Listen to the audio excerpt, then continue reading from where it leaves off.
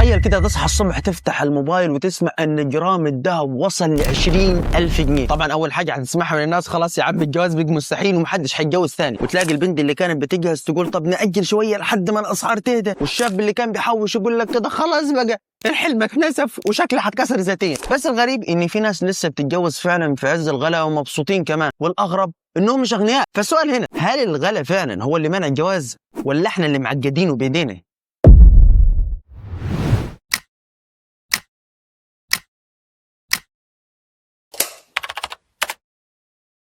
الأستاذ مصطفى شاب عنده 22 سنة، اتجوز من 3 شهور. ألف مبروك يا أستاذ مصطفى، ادعي لنا يا درش. حياته بسيطة لكنه راضي ومبسوط، واللي حواليه بيشوفوه دايما مبتسم وقد المسؤولية. في يوم مراته كانت قاعدة جنبه في هدوء وسألته سؤال بسيط بس عميق: هو أنت مصطفى اتقدمت لكام واحدة قبلي؟ ضحك وقال لها والله 9 وأنت ال10. سكت شوية وفضلت تبص له وسألها هو المرة دي وقال لها طب ممكن أسألك سؤال بس تجاوبيني بصراحة؟ قالت له أكيد. قال لها أنت قبلتيني ليه؟ ابتسمت وقالت له بص يا مصطفى، لما جيت تتقدم لي والدي راح سأل عليك في المسجد وسأل جيرانكم وسأل كمان في شغلك، ولما تأكد ان اخلاقك ودينك اهم حاجة عندك ووافق. فسألها طب ليه ال9 اللي قبلك رفضوني؟ انا متأكد والله ان هم مسلمين زيك. قالت له علشان ما عجبهمش الشقة البسيطة اللي هتسكن فيها بنتهم ولا المرتب الصغير اللي انت بتقبضه. سكت شوية وقال لها بهدوء طب وانت وافقت ليه رغم انك عارفة كل ده؟ ردت بثقة لان اخترتك على الاساس اللي النبي صلى الله عليه وسلم قال عليه: اذا جاءكم من ترضون دينه وخلقه فزوجوه، الا تفعلوا تكون فتنة في الأرض وفساد كبير. وأنا متأكدة طول ما اخترتك بدينك وخلقك ربنا مش هيسيبنا وهيكرمنا بشقة أحسن وعيشة أوسع ورزق أكبر. تمر السنين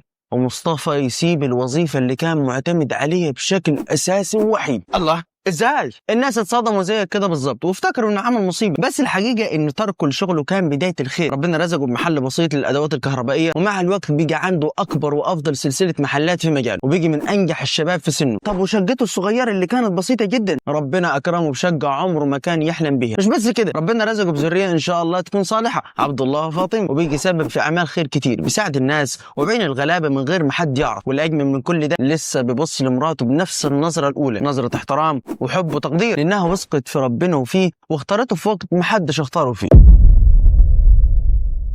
اللي لازم تعرفه يا صاحبي ان قصة مصطفى ما هي الا مثال بسيط على ان الجواز عمره ما كان بالمظاهر ولا بالشبكة ولا بالفرح ولا بالفلوس الكتير. الناس اللي رفضوه كانوا شايفينه من منظور الشقة والشبكة والمرتب، لكن اللي شافته مراته واهلها كان اهم بكتير. هي اختارت اللي هيبني معاها بيت سليم، مش اللي هيجيب لها كل حاجة جاهزة. اختارت اللي عنده نية يعيش بالحلال، مش اللي عنده القدرة يبهر الناس. وغير مصطفى في ناس اتجوزت من غير شبكة اصلا، بس جوازهم كان مليان احترام وحب وست. وفي ناس صرفت ملايين على الفرح والشبكة والشقة، وبعد شهور كانوا في المحاكم مش فاهمين ايه اللي حصل وايه اللي بيحصل وهيحصل. في بنت وافقت على شاب بسيط النهارده بيساعدها في كل تفاصيل حياتها وبيشيل عنها همها قبل ما تطلق. وفي بنت تانية وافقت علشان الشكل والمظاهر، بس كل يوم بتعيط في صمت لانها اكتشفت ان اللي اشتريته بالذهب خسرت معاه راحة البال.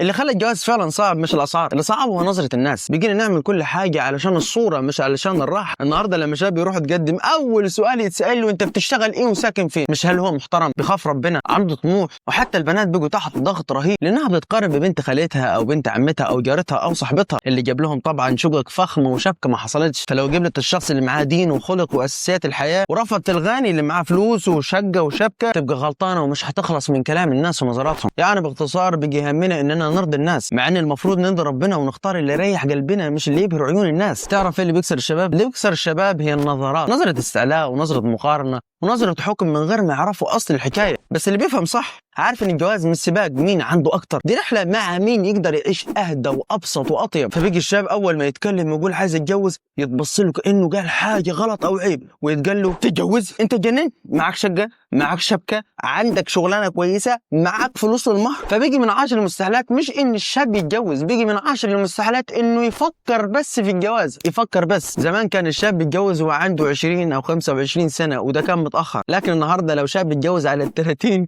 يتقال عليه ده راجل وسيد الرجاله، ده بطل، ده هيرو. عملها ازاي؟ اكيد عنده. ولقينا ان البنات كمان كبرت وفاتها قطر الجواز من غير ما يحسوا، مش لانهم مش عايزين يتجوزوا، لكن لانه كل مره يتقدم لهم فيها حد الاهل يسالوا معاه ايه وهيجيب ايه قبل ما يسالوا مين هو واخلاقه ودينه عاملين ازاي. وبكده الجواز اللي كان زمان عباره عن بناء بيت بسيط قائم على الستر والنيه الحلوه بيجي مشروع ضخم لازم له ميزانيه وموافقه من لجنه اقتصاديه. فاوعى يا صاحبي يوم تتجوز تروح تروح بشقتك الفخمه وعربيتك العظيمه وشغلك اللي ما فيش زيه وتنسى اهم حاجتين، الدين والخلق، لان البيوت لا تقام على الشقق والذهب والعربيات والمشاريع، البيوت بتقام بالموده والرحمه والاخلاق والدين الصحيح. ومش بقول لك تروح وانت مش معاك اي حاجه، لكن يكون معاك الاساسيات اللي تقدر عليها واللي تعيش في حياه مستوره. ولو رحت بدينك وخلقك واترفضت، يبقى انت اترفضت مش علشان دينك وخلقك، لا، اترفضت علشان شقتك البسيطه ومرتبك اللي بتعيش بيه بكرامه ورضا. وفي الحاله دي احمد ربنا انك ما اتقبلتش، لان الشخص اللي رحت له كان هيبقى شريك غير صالح وغير مناسب. ولو رحت بقى بدون دين وخلق واتقبلت،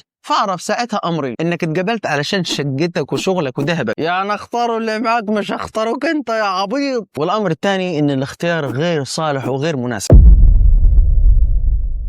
وفي النهايه يا صاحبي، الجواز مش صعب، الصعب انك تختار عيله وبنت كل همهم يشتروا راجل، يشتروا حد يحافظ على بنتهم بدينه وخلقه، مش يحافظ عليه بفلوسه وشكله ومظاهر كذابه الناس بتجري وراها. ونصيحه من القلب لكل الاهالي، خفوا الحمل شويه عن الشباب وما تكلفهمش بحياه فوق طاقتهم، سهلوا الحلال وما تصعبوهوش، علشان اللي يناوي بالحلال وبيختار الدين والخلق ربنا بيكرمه من حيث لا يحتسب، واللي بيختار بالمظاهر بيعيش طول عمره بدور على الرضا ومش بيلاقيه. فاختار صح وتوكل على الله. ودي وجهة نظري تحتمل الخطأ والصواب. اشوفك قريب في حديث جديد من حديث سمك. دمتم في امان الله، والسلام عليكم.